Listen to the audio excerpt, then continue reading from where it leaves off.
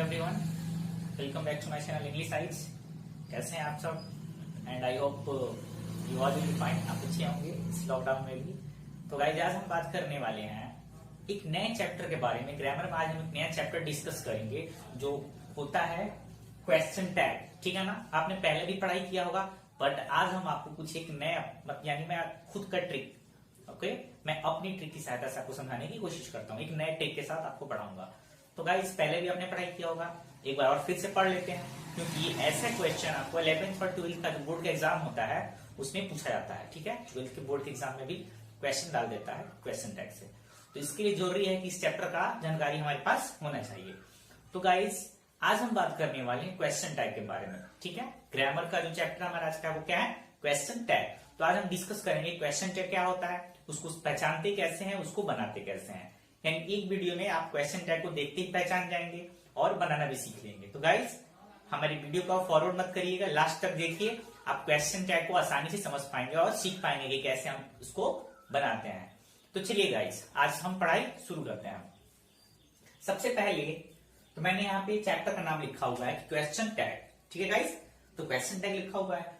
तो एक क्वेश्चन बनता है कि what is question tag, what is question tag, कि क्वेश्चन टैग क्या होता है और किसको कहते हैं क्वेश्चन टैग।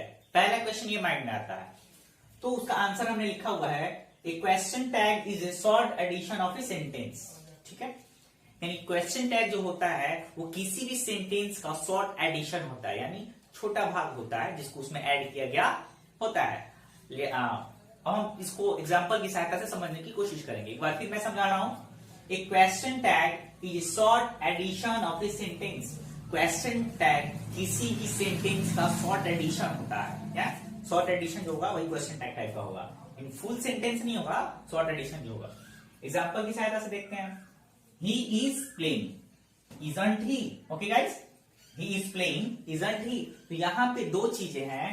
पहली बात ये कि ही इज प्लेइंग, ये तो एक सेंटेंस है कि वो खेल रहा है, बट इसमें एक नया वर्ड जुट गया, इजंट ही।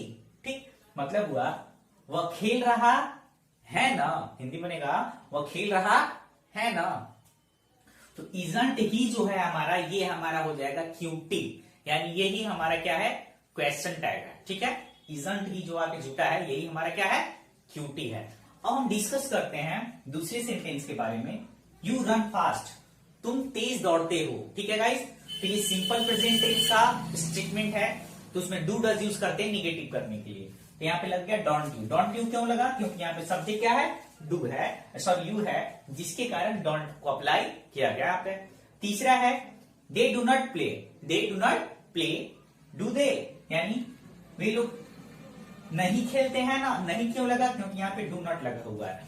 एक बात और मैं बता दूं कि सेंटेंस में, यानी जब हम क्वेश्चन टैग बनाएंगे तो हमारा जो आया हुआ मॉडल वर्ब होता है उसका ट्रांसफॉर्मेट फॉर्म यूज करते हैं। ट्रांसफॉर्मेट फॉर्म होता है यानी बदला हुआ रूप। यानी यहाँ पे मैंने लिखा हुआ है कुछ जैसे इज और नॉट को हम इजंट लिख सकते हैं। ठीक है गाइस, तो इज और नॉट को अलग अलग नहीं लिखेंगे। जब भी क्यूटी हम बनाएंगे क्वेश्चन टैग, इज नॉट नहीं लिखेंगे। इज नॉट लिखेंगे तो गलत हो जाएगा, उसका शॉर्ट फॉर्म लिखेंगे, ट्रांसफॉर्मेट फॉर्म जो है इजंट। उसी प्रकार एम और नॉट मिलके आरंट बनता है, एमंट नहीं होता है। ठीक है, याद रखिएगा। उसके बाद डू नॉट होके डोंट, डज और नॉट मिलके डजंट बना, वाज और नॉट मिलके वजंट, वर नॉट मिलके वरंट, शैल और नॉट में चेंज होता है, शैल और नॉट मिलके सांट बनाते हैं। उसी प्रकार विल और नॉट मिलके वोंट बनाते हैं। इस प्रकार और बहुत सारे हो जाएंगे। कैन और नॉट मिलके कांट, शुड और नॉट मिलके शुडंट, कुड और नॉट मिलके कुडंट। यानी ये डिपेंड करता है कि आए हुआ सेंटेंस में कौन सा मॉडल वर्ब आया हुआ है और उसके साथ क्या हमको यूज करना है। तो गाइस, यहाँ पे मैंने कुछ रूल लिखा हुआ है। रूल 1 कह रहा है if MS is simple then QT will be negative. MS का मतलब हो गया मेन स्टेटमेंट। ओके गाइस, तो ये वाला जो पार्ट होता है ये होता है हमारा एमएस। क्या होता है? एमएस होता है। और कॉमा के बाद का जो स्टेटमेंट होता है वो होता है क्यूटी। यहां से यहां तक को हम बोलेंगे क्यूटी। तो बोल रहा है कि इफ होगा if MS is simple then QT will be negative. यानी मेन स्टेटमेंट यदि हमारा सिंपल है तो हम क्यूटी बनाएंगे तो क्यूटी को निगेटिव में बनाएंगे। याद रखिएगा, आया हुआ स्टेटमेंट अगर सिंपल है तो क्यूटी निगेटिव हो जाता है, ठीक है। और दूसरा रूल क्या कर रहा है, when MS is negative then QT will be simple. यानी यदि हमारा आया हुआ ये जो सेंटेंस होगा एमएस, यही अगर निगेटिव है तो यहां पे जो क्यूटी होगा वो क्या हो जाएगा, सिंपल में होगा। यहाँ पे मैं समझाने की कोशिश करता हूँ। जैसे देखिए यहाँ पे मैंने लिखा हुआ है दे डू नॉट प्ले। अब आप कहेंगे सर यहाँ पर तो डोंट होना चाहिए, तो डोंट यहाँ पे लगाना है आपको, क्यूटी के लिए ये ट्रांसफॉर्मेट फॉर्म यूज होता है। यहाँ फ्री है, आप जैसे वैसे लिखो। They do not play, do they मतलब वे लोग नहीं खेलते हैं ना, हिंदी हुआ वे लोग नहीं खेलते है ना।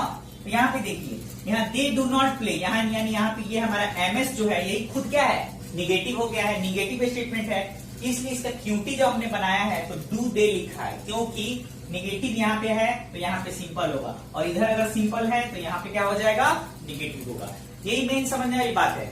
यदि हमारा आया हुआ मेन स्टेटमेंट सिंपल में होगा तो उसका क्यूटी जब बनाएंगे तो निगेटिव कर देंगे, और आया हुआ मेन स्टेटमेंट अगर निगेटिव में होता है तो क्यूटी उसका सिंपल में बनाते हैं। यही बस समझने वाली बात है, बहुत ज्यादा कुछ नहीं है। और यहाँ पे आपने समझा है कि क्वेश्चन टैग होता है क्या है, वो मैंने समझा दिया।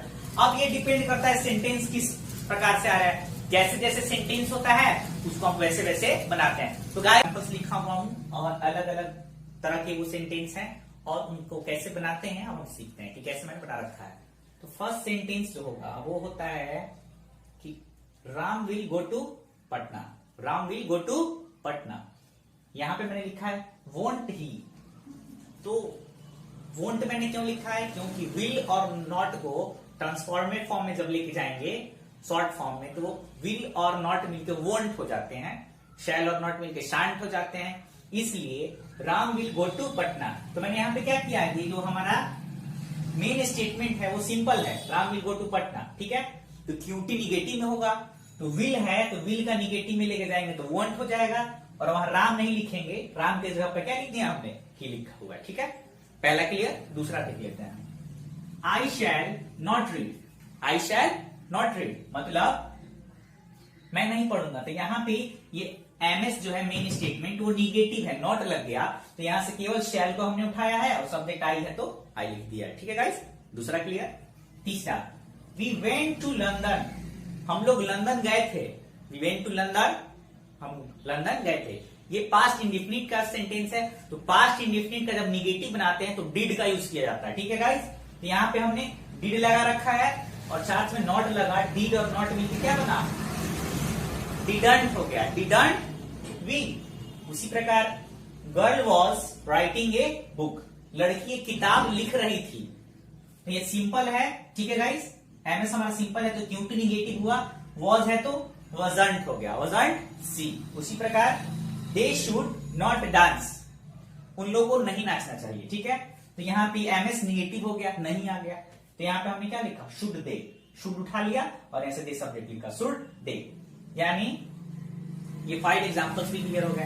तो गाइस अगर आपको हमारे पढ़ाने का तरीका पसंद आया हो और वीडियो अच्छा लगा हो तो प्लीज हमारे वीडियो को लाइक जरूर कर दीजिएगा, और यदि आपको कहीं भी कोई त्रुटि नजर आए या जहां आपको समझ में नहीं आया हो तो आप कमेंट बॉक्स में कमेंट करके हमें बता दीजिएगा कि सर यहाँ पे प्रॉब्लम हो रही है, टाइम के साथ यहाँ पे प्रॉब्लम हो रही है, तो मैं कोशिश करूंगा कि अगली वीडियो में आपकी प्रॉब्लम को सॉल्व कर पाऊं। तो गाइस वीडियो पसंद आया तो प्लीज लाइक भी कर दीजिएगा और अपने फ्रेंड्स के साथ शेयर कर दीजिए ताकि वे भी कुछ पढ़ाई कर सकें। और गाइस अगर आप हमारे चैनल पर नए आए हैं तो प्लीज हमारे चैनल को सब्सक्राइब कर दीजिए और साथ में बेल आइकन को भी दबा दीजिए, जिससे हमारी वीडियो का नोटिफिकेशन आप तक आसानी से पहुंच पाएगा और आप पढ़ाई कर पाएंगे। तो गाइस आज के लिए बस इतना ही, and hope you will be fine. Okay, bye bye, thank you.